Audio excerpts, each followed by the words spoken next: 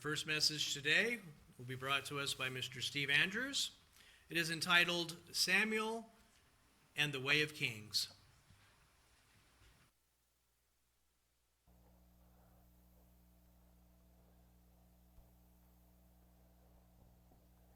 Greetings to all, and greetings to those who might be tuning in to us today. I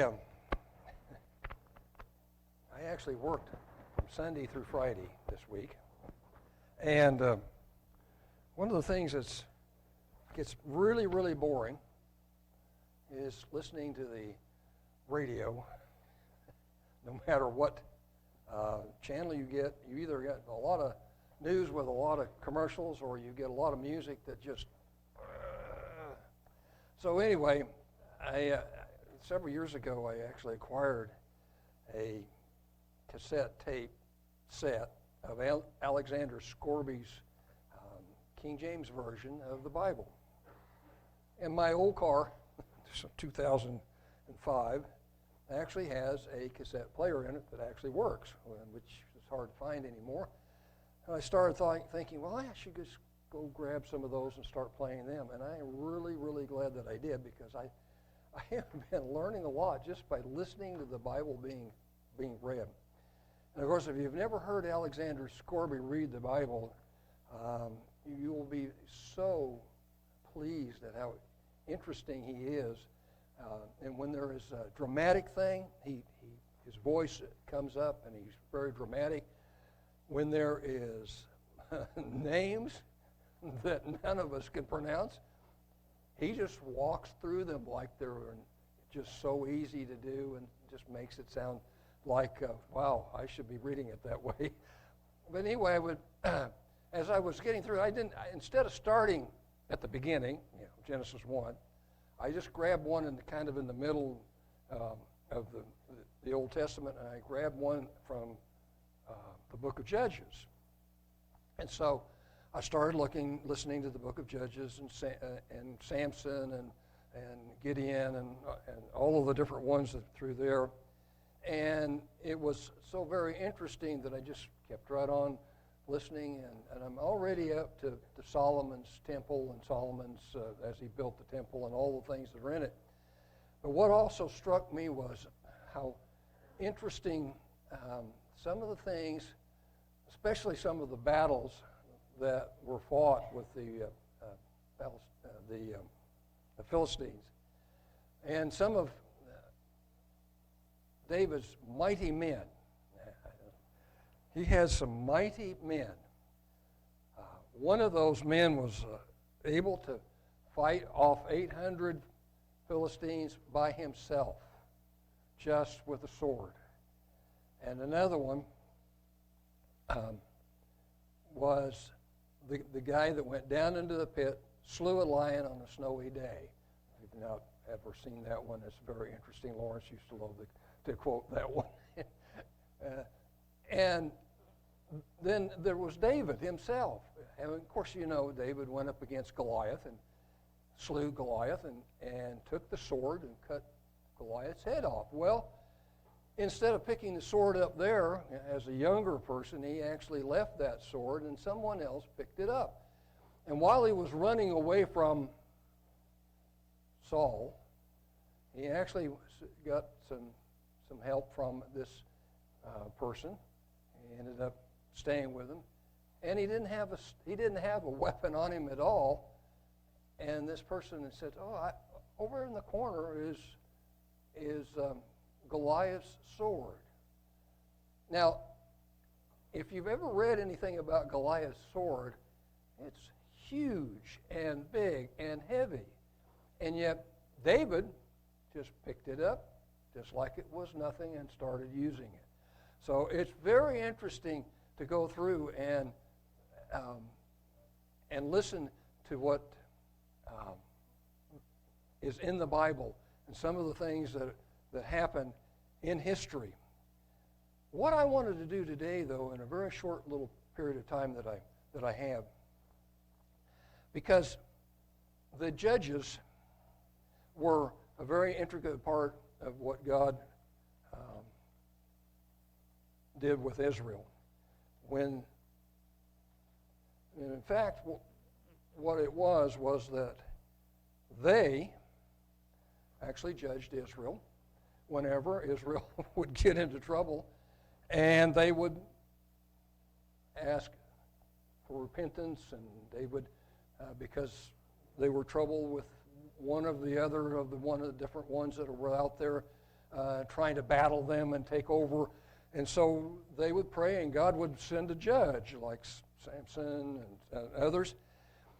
And it's interesting, at the end of the book of Judges, in verse 25, chapter 21, and verse, I think I said I put down 20, but it is 21 and verse 25.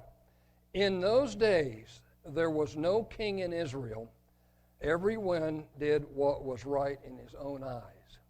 Kind of sounds like America to me, doesn't it? Everyone was doing whatever they wanted to do and whatever they thought was right in their own eyes. So, coming down to the time when there was going to be an end to the judges and the beginning of the kings, a very interesting and very profound thing happened, and God blessed a prayer with a miracle. And it was a young woman. I'm assuming she was young. She may not have been. She may have been older. A lot of times, they were able to have children even later in life. And so this woman, was named Hannah, and she came to God, and she prayed. And the only way that I know to bring this out is like Alexander Scorby does, which is to read it. And so I'm going to take some time, and I'm going to read a little bit about Samuel today, and some of the things that transpired to bring him into the position in which his position as a judge ended and the position of the kings began. Now, I don't know if I can get quite that far or not, but I'm going to give it a try. And so out of the New King James Version rather than the King James Version, I'm going to go ahead and read.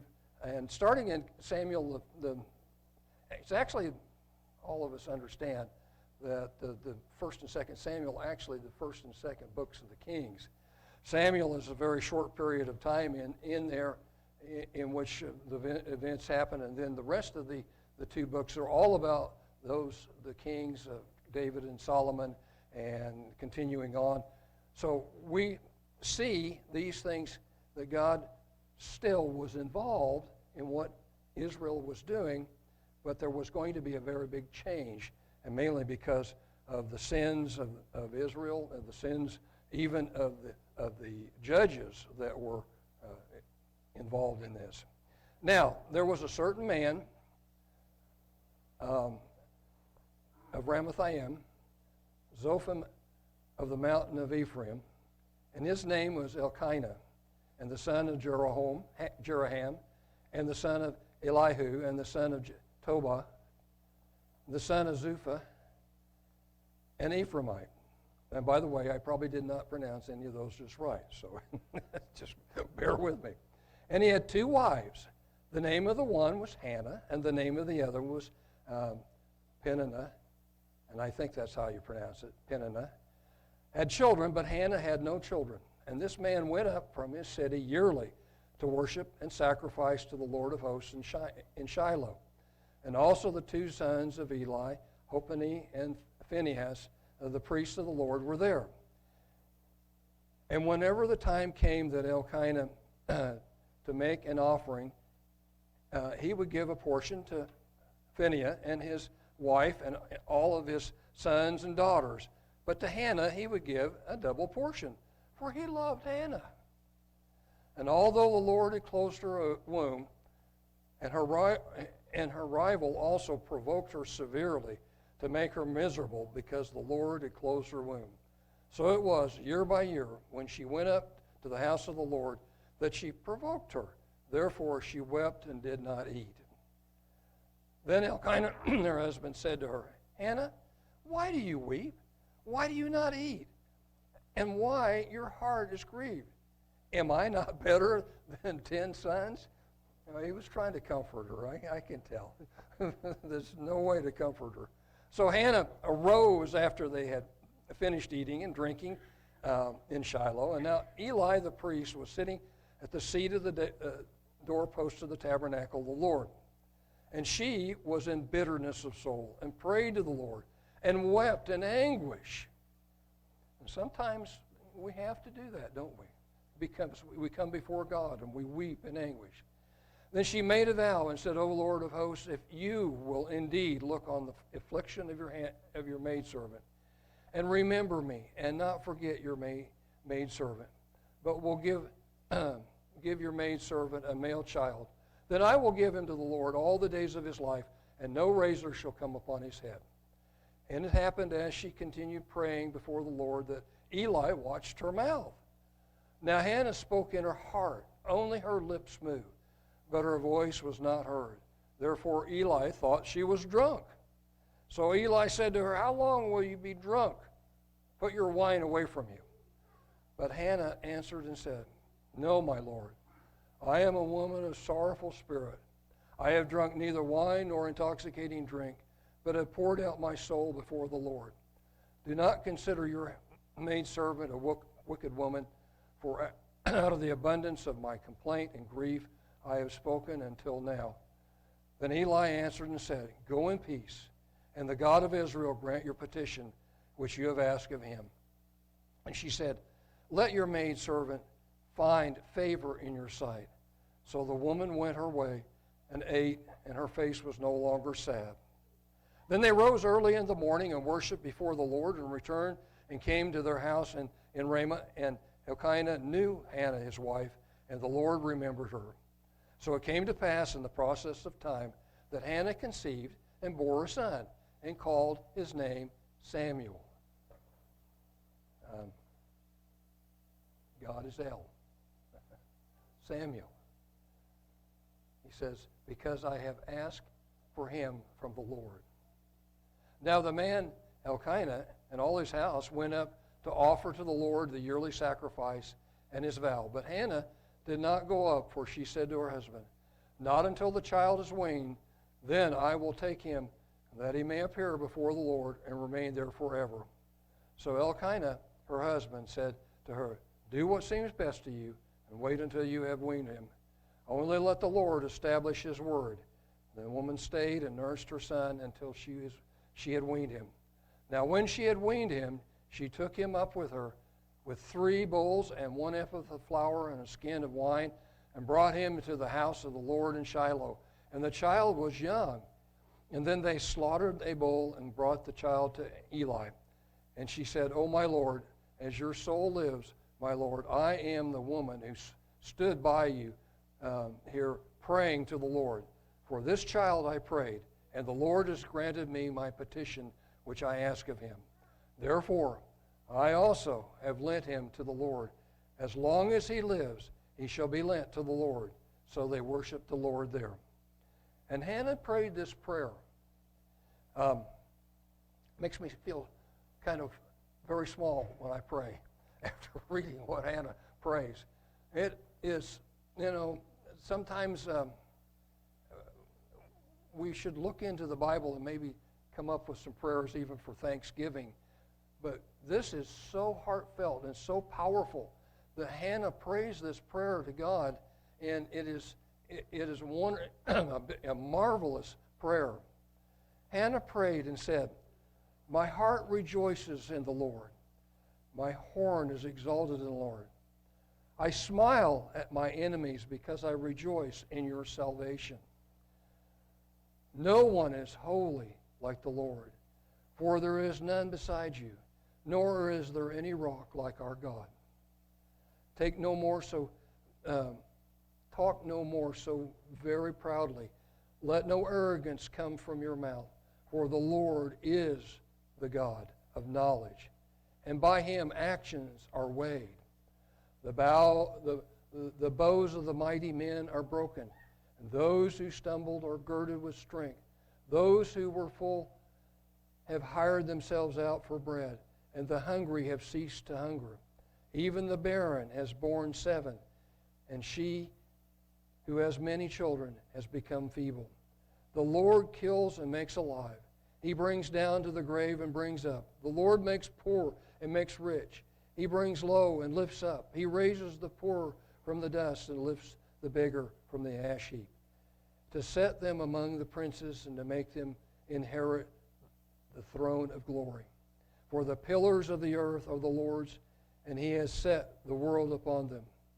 He will guard the feet of his saints, but the wicked shall be silent in darkness. For by strength no man shall prevail. The adversaries of the Lord shall be broken in pieces. For the heaven he will thunder against them. The Lord will judge the ends of the earth, and he will give strength to his king and exalt the horn of his anointed. Then Elkanah went to his house at Ramah, but the child ministered to the Lord before Eli the priest. Just one verse here. I'd like to because I don't want to go through all of this today, but Eli and his sons were not, as we would say, very righteous people. Now the sons of Eli were corrupt, it says in verse 12. They did not know the Lord. And the priest's custom of the people was that when the man offered a sacrifice, the priest's servants would come with 3 pronged flesh hooks in his hands while the meat was boiling. In other words, they were very corrupt, and they did a lot of things that very much displeased the Lord. And I would like to go to chapter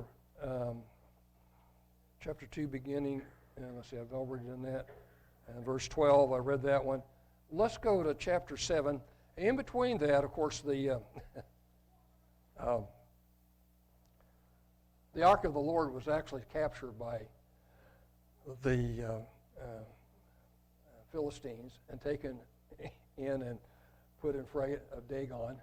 And they slept one night, and the next morning, Dagon was bowing before the Ark of the Lord. So they set Dagon back up on his pedestal. And the next day, Dagon was laying on the ground, and his head was broken off. So the Philistines said, maybe we better move this thing. So they started moving around, and everywhere they moved it, something happened to the people that had it in their possession. So they finally decided, we got to get this rid of it. So they actually ended up sending it back to Israel, and it ended up in a very special place for a while, and that person that had it was very well blessed. In chapter 7, beginning in verse 1, then the men of Kirjath Jearim came and took the ark of the Lord and brought it into the house of Abinadab on the hill, and consecrated Eleazar his son to keep the ark of the Lord. So it was that the ark remained in Kirjath Jearim a long time. It was there 20 years, and all the house of Israel lamented after the Lord. Then Samuel spoke to all the house of Israel, saying, if you return to the Lord with all your hearts, then put away the foreign gods and the Ashtaroth from among you, and prepare your hearts for the Lord, and serve him only, and he will deliver you from the hand of the Philistines. So the children of Israel put away the Baals and the Ashtaroths and served the Lord only. It's interesting, as you go through the scriptures and you read, you realize that the children of Israel like to grab the idols of the different people around them, and they would gather those idols, and then God would be very wrathful, and he would not be very much favorable, and they would have a lot of trials and tribulations. And only when someone would say, okay, you need to get rid of these, did they get rid of them. And it's kind of like America, isn't it? We keep these idols around, and it keeps really putting us down and giving us a lot of problems in our country. And Samuel said, gather all Israel to Mizpah, and I will pray to the Lord for you. So they gathered together at Mizpah, drew water, poured it out before the Lord, and they fasted that day and said, we have sinned against the Lord. And Samuel judged the children of Israel at Mizpah.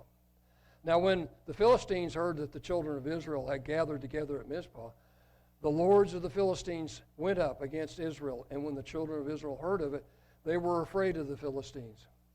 So the children of Israel said to Samuel, "Do not cease to cry out to the Lord our God for us, that he may save us from the hand of the Philistines." And Samuel took a suckling lamb and offered it a whole burnt offering to the Lord. And then Samuel cried out to the Lord for Israel, and the Lord answered him. Now as Samuel was offering up the burnt offering, and the Philistines drew near to the battle against Israel, the Lord thundered with a loud thunder upon the Philistines that day, and so confused them that they were overcome before Israel. And the men of Israel went out of Mizpah and pursued the Philistines and drove them back in as far as below Beth-kar. Then Samuel took a stone and set it up between Mizpah and Shen, and called its name Ebenezer, saying, "Thus far the Lord had helped us." So the Philistines were subdued, and they did not come any more into the territory of Israel. And the hand of the Lord was against the Philistines all the days of Samuel. Then the cities which the Philistines had taken from Israel were restored to Israel, from Ekron to Gath. And Israel recovered its territory from the hands of the Philistines, and also there was peace between Israel and the Amorites. Samuel judged Israel all the days of his life.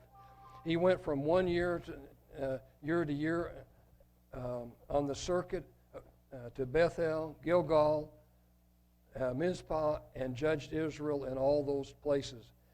But he always returned to Ramah, for his home was there. There he judged Israel, and there he built an altar to the Lord. In chapter 8, we find something beginning to happen. You see all that we just read, and there was peace, and the judgment was done, just like in the book of Judges. God would hear the judge's prayer. He would come in. He would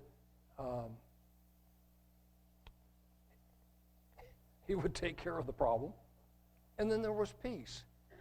But now something was happening. Something was changing, and it actually happened because of Samuel and his own sons. So, in chapter 8, we find out the beginning of when the kings were asked by Israel, and when they began to be taken in. Now it came to pass, when Samuel was old, that he made his sons judges over Israel. The name of his firstborn was Joel, and the name of his second, Abijah. They were judges in Beersheba, but his sons did not walk in his ways. They turned aside after dishonest gain, took bribes, and perverted justice. Then all the elders of Israel gathered together and came to Samuel at Ramah and said to him, "Look, you are old, and your sons do not walk in your ways. Now make us a king to judge us like all the nations." But the thing displeased Samuel when they said, "Give us a king to judge us." So Samuel prayed to the Lord. And the Lord said to Samuel, "Heed the voice of the people in all that they say to you, for they have not rejected you, but they have rejected me, that I should not reign over them." Remember, during the Joshua and Judges, it was always God that intervened and took care of them. And now those things are going to change as we see, as we begin to put kings in place. "According to all the works which they have done since the day that I brought them out of Egypt, even to this day, which they have forsaken me and served other gods, so they are doing to you also. Now therefore heed their voice, and however you shall solemnly forewarn them, and show them the behavior of the king who will reign over them." So Samuel told all the words of the Lord to the people who asked him for a king. Then he said, "This will be the behavior of the king who will reign over you. He will take your sons and appoint them for his own chariots and to be his horsemen, and some will run before his chariots. He will appoint captains over his thousands and captains over his 50s, and will set some to plow his ground and reap his harvest, and some to make his weapons of war, and equipment for his chariots. He will take your daughters to be perfumers and cooks and bakers. And he will take the best of your fields and your vineyards and your olive groves and give them to his servants. He will take a tenth of your grain and your vintage and give it to his officers and servants. And he will take and make your servants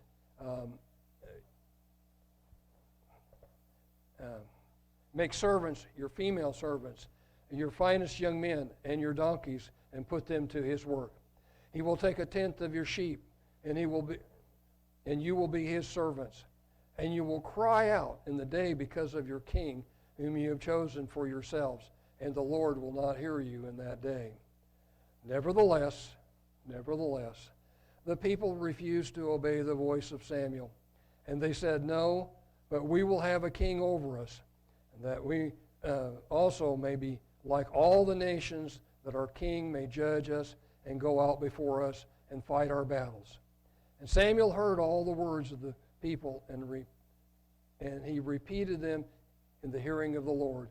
So the Lord said to Samuel, "Heed their voice, make them a king." And Samuel said to the men of Israel, "Every man go to his city." So what happened there is that God chose Saul, and he was anointed. And actually, Samuel went out and found him and anointed him and told him he was going to be king over Israel. And we understand that Saul then sinned against God and sinned in his position. And so God rejected Saul. And not only did he reject him, but he also took the spirit that he had given to him away from him and put a kind of an evil spirit that would trouble him occasionally. So after he had rejected Saul, he chose David. Now David, of course, was a man over God, after God's own heart, even though David had a lot of problems. If you've ever studied anything on David, you know that David was a warrior, was a powerful warrior. And he loved to wield a sword. And he also was someone that would take quick revenge if needed be. And he even was kept from killing a man just because he was rejected by the man's wife, whose name was Abigail, who eventually he ended up marrying and taking as a wife. So David then ruled Israel for 40 years and did good and did the right things. And it's interesting, and I wanted to end on this one thought, because it had always troubled me a little bit why David said this in Psalm 51. And then I got to realizing after I heard about Saul and what God did to him, why David in Psalm 51 said these words, beginning in verse 10. Remember, he had sinned against God by taking Bathsheba, and then he had fasted while the child was still living, and as soon as the child died, he quit fasting and everything. But he wrote this psalm based on that sin that he had created, that he had done. And he said, and I'm not going to read all of it, I'm just going to pick it up here in verse 10. He said, "Create in me a clean heart, O God, and renew a steadfast spirit within me. Do not cast me away from your presence, and do not take your Holy Spirit from me." David actually sat and played his harp or whatever it was that he had in front of Saul when Saul was in a very foul spirit. And a few times, Saul would actually pick up a spear and throw it at him. For a long time, David had to run from Saul. He had to keep on the move because Saul was out to kill him. And I think he realized that after he had this sin, he needed God to be reassured from God that he would not take away that Spirit from Him. And it's so precious in our sight is the Spirit of God that dwells in us, the Spirit that God has given us. It is a wonderful blessing to have it, and so always cherish it. And during this Thanksgiving time, be thankful to God for the family that we have, for the freedoms that we have, and for the time that we have on this earth, as all of those are fleeting. But also be thankful for our Savior Jesus Christ and the plan that God and the Father and Jesus have for us in His kingdom.